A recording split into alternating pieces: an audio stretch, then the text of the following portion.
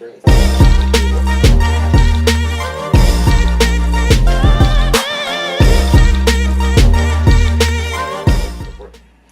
Okay, so let's start with easy questions. Who are you, and what do you do? Who am I? I see myself as a Jamaican kid from humble beginnings who was never afraid to just dream big. In terms of what I do, I'm a partner in the advocacy practice at Castles Rock. My practice focuses mainly on issues, legal, procedural, and operational issues around information and how we create, store information. That's great. So you're not a typical person we think of as an intrapreneur, being a lawyer. So Yeah. I'm going to start with a sort of light and broad question. What does intrapreneurship mean to you? You know what? To me, I hear entrepreneurship and I think opportunity. Opportunity on a few different levels, like 3 main levels. One is opportunity for the entrepreneur himself or herself to innovate and create and bring to life some of the often novel, sometimes crazy ideas that often germinate in a mind that's sort of an entrepreneurial mind. Opportunity also in terms of the organization to which this person belongs. Is that organization suddenly has an opportunity to create new ways to get new clients or retain existing clients or deepen relationships with existing clients, and even more importantly for many organizations is entrepreneurship in terms of opportunity for them can go directly to the bottom line. Mm-hmm. Opportunity also though for the market more generally, because the more we entrepreneur, the more we create new products and services, new ways of doing things, even new methods of doing business gets out there by way of this whole process of entrepreneuring in traditional organizations. Cool. So let's dive a little into what actually makes you an entrepreneur, Marlon. So you actually helped to come up with and develop the e-dge platform, correct? Mm-hmm. So maybe for us non-lawyer type people, you can tell us a little bit about what e-dge is and how you came up with the idea for it. So why don't we start with what e-dge is? e-dge is a service delivery vehicle, really, for delivering value-focused services to our clients in different areas of practice. e-dge started with my specific area of practice, which is e-discovery and information governance, and the big question was, how do we package and deliver these services in a way that's valuable to the client and in a way that's different from what other law firms or lawyers may be doing. So where did the idea come from? Very early on in my career, I decided to focus on issues of information, electronic information in particular. Mm-hmm. And one of the questions I've always been really preoccupied with is, as a business, like each practice of law, each practice area I see as a business, and how can lawyers running their business, again I'm going to use the word package, how can we package our business to articulate some real value that can be a competitive advantage mm-hmm. for us. And so this idea predates my time at Castles. Just after my call to the bar, I developed this plan for my practice, for my career. And a part of that plan was a big bucket list of what should a practice like this look like if what we're after is being client focused, creating in the mind of the client or demonstrating or articulating some real value to our clients. So what e-dge is sort of a bunch of stuff from that list with check marks next to it. Okay, so as I was saying before, lawyers we don't really look at so much as entrepreneurs so often, or people don't generally associate that idea, and so I guess in that vein, law firms aren't traditionally known as the most innovative places. So I'm curious about what was it like trying to get support to build Leading Edge. So let's start with how did you initially sell the idea to the firm? In bite-sized chunks. So I think you raise a very good point about law firms being a bit slower to change, a bit more traditional.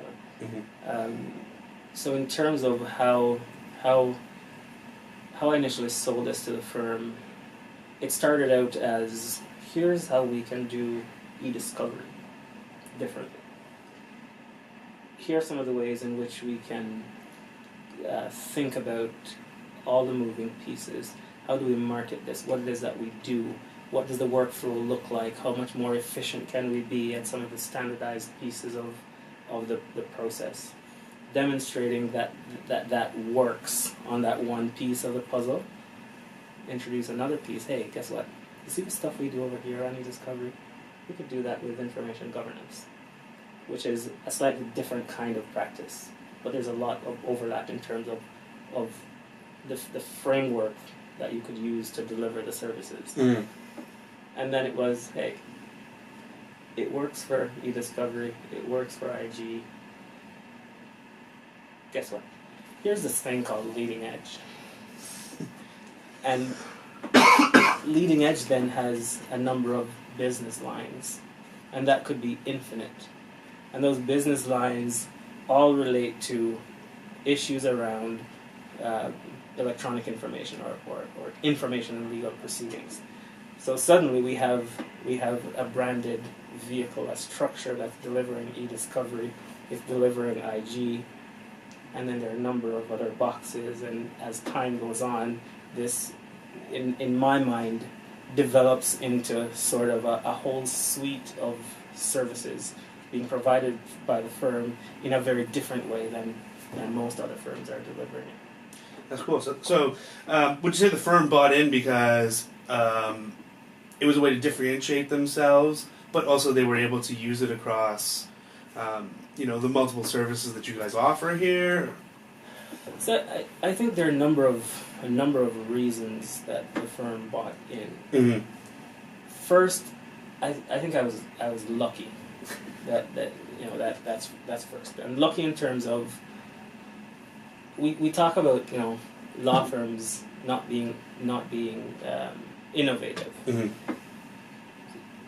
Some firms aren't innovative, but they're entrepreneurial. And I was lucky to have landed in a place where it's not that the firm isn't innovative, but all that aside, it's an entrepreneurial firm.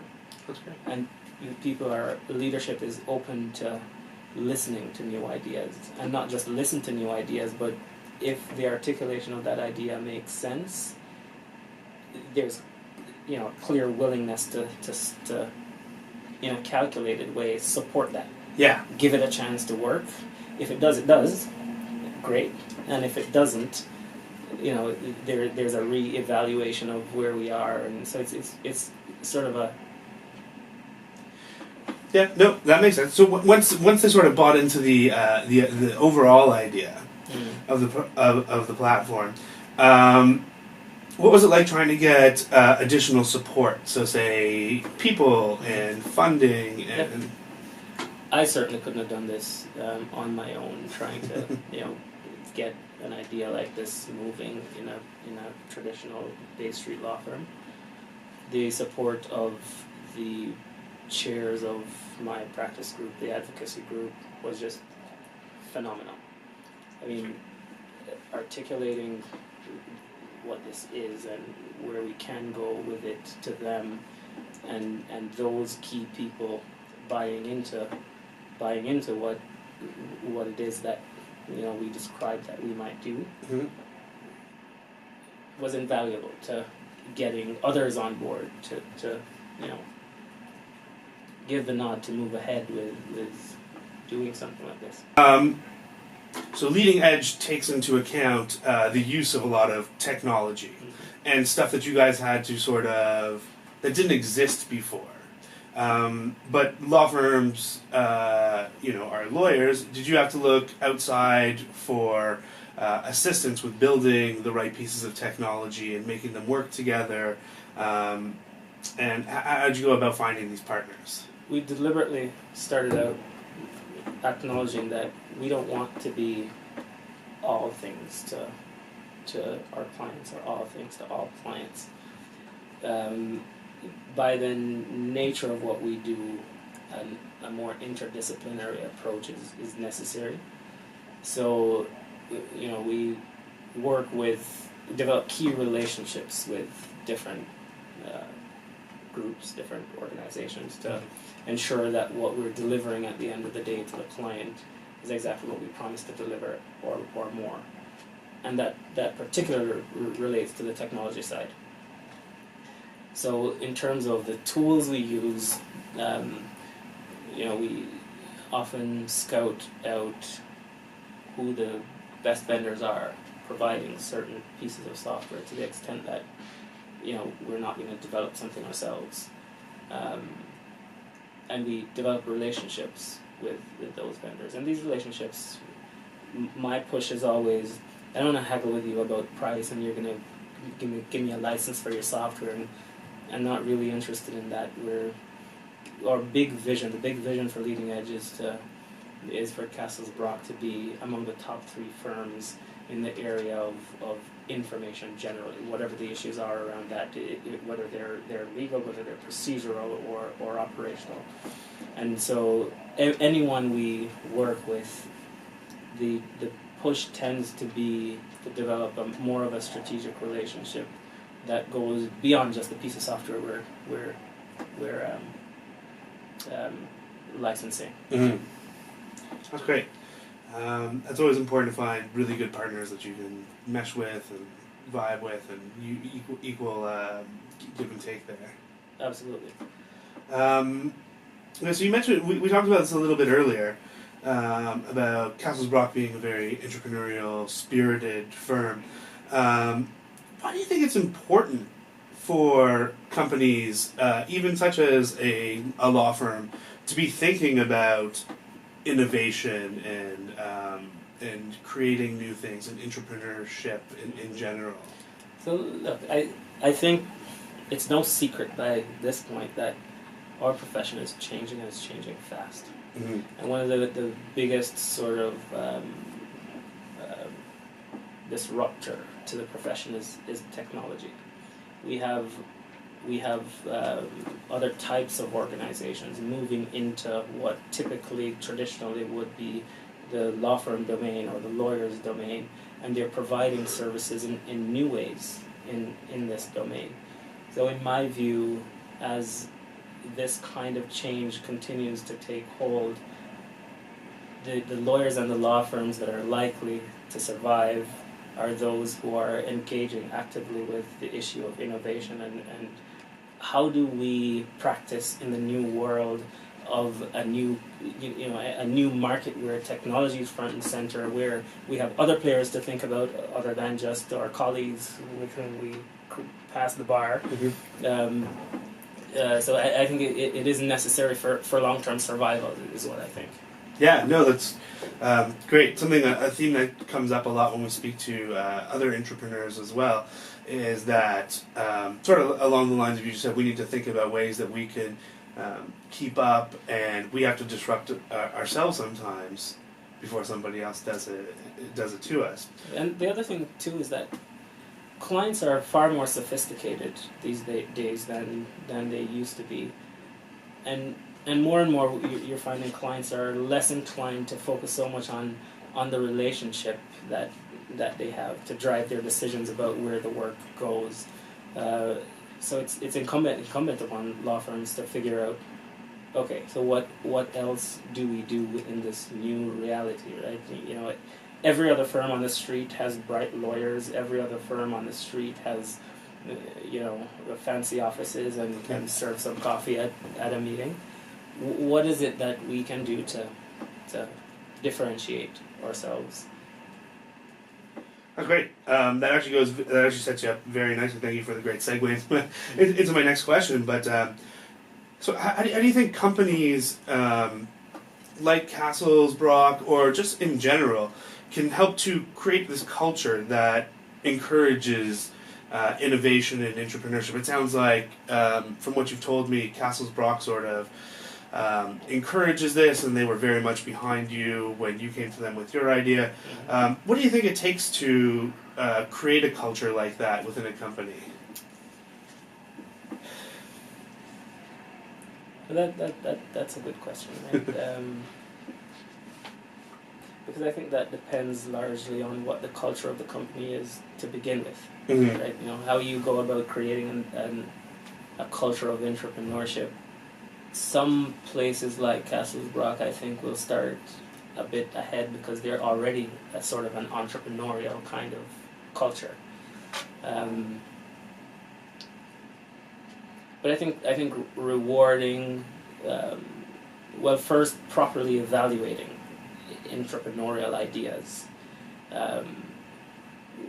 being prepared to invest in entrepreneurial ideas that make sense, being prepared to support those who bring those ideas forward, and rewarding, those initiatives when the outcome is positive.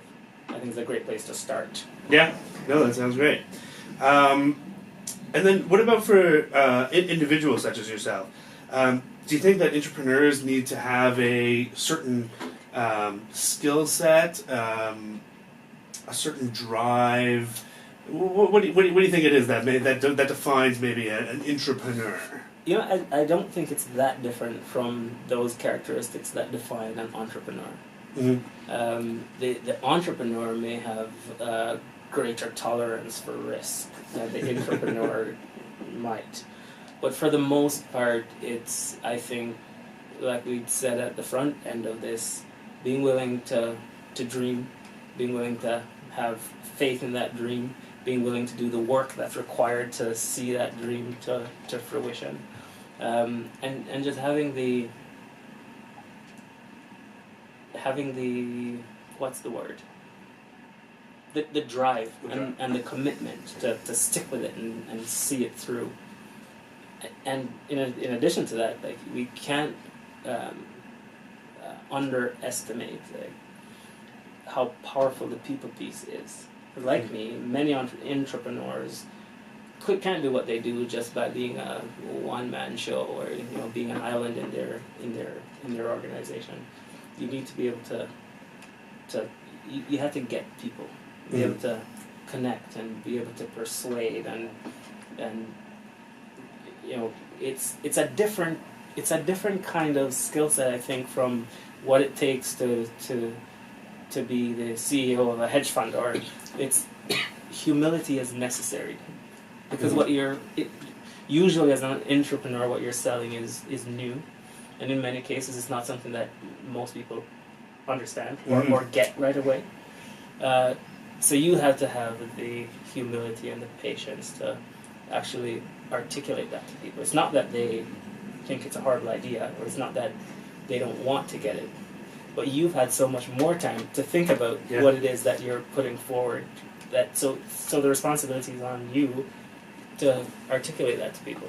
So it requires in an entrepreneur a certain kind of humility and persistence, and Do you think that persuasion part comes easier to you being a lawyer?